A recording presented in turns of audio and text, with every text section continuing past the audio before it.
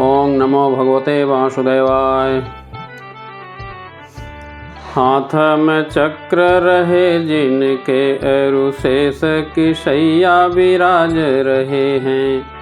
भक्त का मान सदा रखते निज भक्त का भाव निहार रहे हैं। ध्यान करें जो सदा इनका उसकी मनसा को संवार रहे हैं। हे भगवान चतुर्भुज विष्णु आपको भक्त पुकार रहे हैं।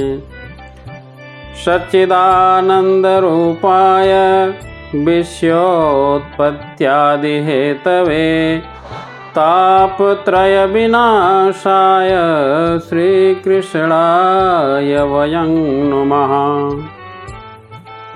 जो जगत की उत्पत्ति, स्थिति और विनाश के कारण तथा आध्यात्मिक, आधिदैविक और आधिभौतिक तीनों प्रकार के तापों को नाश करने वाले हैं, उस सच्चिदानंद स्वरूप भगवान श्री कृष्ण को हम नमस्कार करते हैं।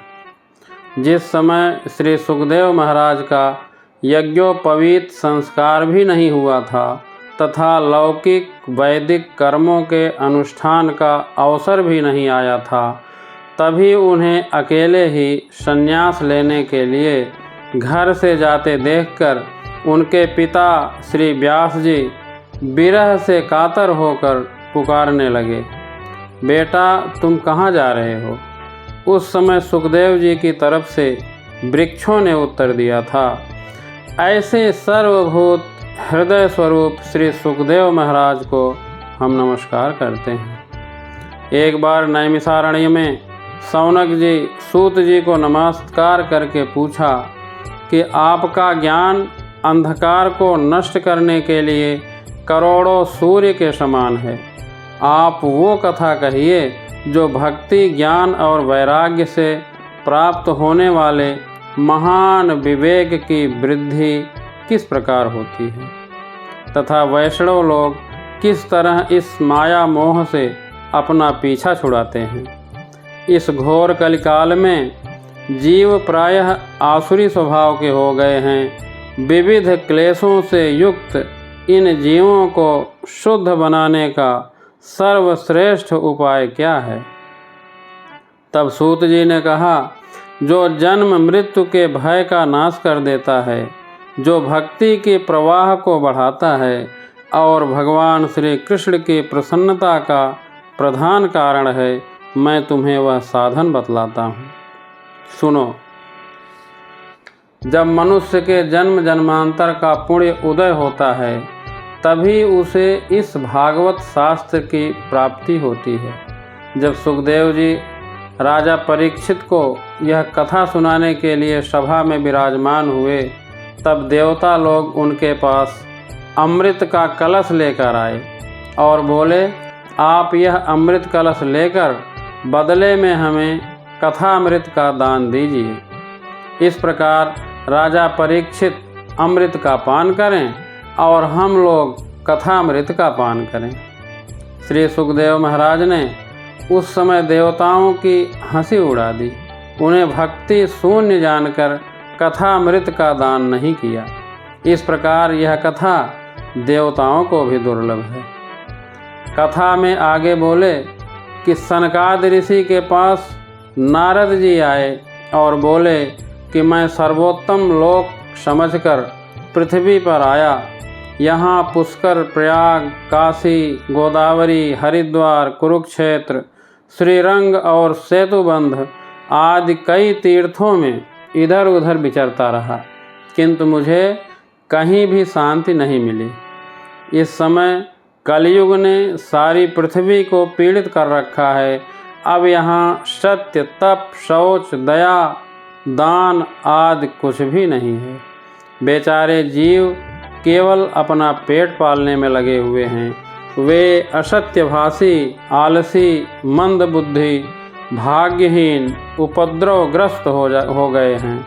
जो साधु संत कहे जाते हैं वे पूरे पाखंडी हो गए हैं। देखने में तो विरक्त हैं, पर स्त्री, धन आदि सभी का परिग्रह करते हैं। घरों में स्त्रियों का राज है, साले सलाहकार बने हुए हैं। लालच में पड़कर लोग कन्या विक्रय करते हैं और स्त्री पुरुषों में कलह मचा रहता है। इस समय यहाँ न तो कोई योगी है, न कोई सिद्ध है, न कोई ज्ञानी है, और न सत्कर्म करने वाला ही है। ब्राह्मण लोग पैसा लेकर वेद पढ़ाते हैं और स्त्रियों वेश्यावृत्ति से निर्वाह करने लगी हैं। नारद जी कह रहे हैं कि इस तरह कलयुग के दोष देखता और पृथ्वी पर विचरता हुआ मैं यमुना जी के तट पर पहुंचा, जहां भगवान श्री कृष्ण की अनेकों लीलाएं हो चुकी हैं। वहां मैं एक आश्चर्य देखा। वहां एक युवती खिन्न मन से बैठी हुई, उसके पास दो वृद्ध पुरुष अचेत अवस्था में पड़े जोर जोर से सांस ले रहे थे। वह युवती उनकी सेवा करती हुई कभी रोने लगती तो कभी उनको चेत कराने का प्रयत्न करती थी। उस युवती के आसपास और भी कई सारी युवतियां थीं। मैं नज़दीक पहुंचा तो युवती खड़ी हो गई और कहने लगी, महाराज आपका दर्शन दुर्लभ है, थोड़ी देर आप यहीं रुको। तब नारद जी ने कहा, आप कौन हैं और ये दोनों पुरुष तुम्हारे क्या लगते हैं? तब युवती ने बताया, मेरा नाम भक्ति है, ये ज्ञान और वैराग्य मेरे दो पुत्र हैं। समय के फेर से ही ये ऐसे जर्जर हो गए हैं। मेरे साथ जो देवियां हैं, ये गंगा जी आदि नदियां हैं, ये सब मेरी सेवा करने के लिए आई हैं। इस तरह इतनी देवियों के होते हुए भी मुझे सुख शांति नहीं है। कलयुग के प्रभाव से पाखंडियों ने मुझे अंग भंग कर दिया है।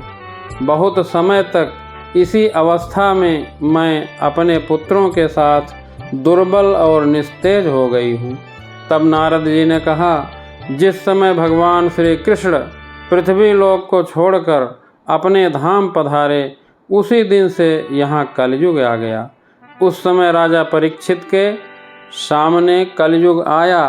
तब राजा परीक्षित ने सोचा कि कलयुग का वध मुझे नहीं करना चाहिए, क्योंकि यत् फलम नास्ति तपसा न योगेन समाधिना तत्फलम लभते शम्य कलौ केशव कीर्तनात्। अर्थात जो फल तपस्या, योग और समाधि से भी नहीं मिलता, कलयुग में वही फल श्री हरि कीर्तन एवं उनका नाम जप से ही भली भांति मिल जाता है। इस प्रकार सारहीन होने पर भी इसी एक गुण के कारण उन्होंने कलयुग को रहने दिया। इस समय लोगों के कुकर्म बढ़ गए हैं। पृथ्वी के सारे पदार्थ बीजहीन हो गए हैं। लोग केवल अन्न धन के कारण घर घर एवं जन जन को भागवत कथा सुनाने लगे हैं। इसलिए कथा का सार चला गया। तीर्थों में घोर कर्म करने वाले नास्तिक पुरुष रहने लगे हैं, इसलिए तीर्थों का प्रभाव चला गया। जिनका चित्त हमेशा काम, क्रोध, लोभ और तृष्णा में लगा हुआ है, वे भी तपस्या का ढोंग करने लगे हैं। इस प्रकार नारद जी का वचन सुनकर भक्ति को बहुत आश्चर्य हुआ। तब भक्ति बोली, देवर्षि आप धन्य हैं। मेरा बड़ा सौभाग्य था जो आपके दर्शन हुए। संसार में संत मिलन और संत दर्शन परम कल्याणकारक है। हे देवर्षि, आपका केवल एक बार उपदेश धारण करके प्रहलाद जी ने माया पर विजय प्राप्त किया था। इस प्रकार भागवत पुराण महात्म्य के भक्ति नारद समागम का प्रथम अध्याय समाप्त हुआ। जय श्री हरि।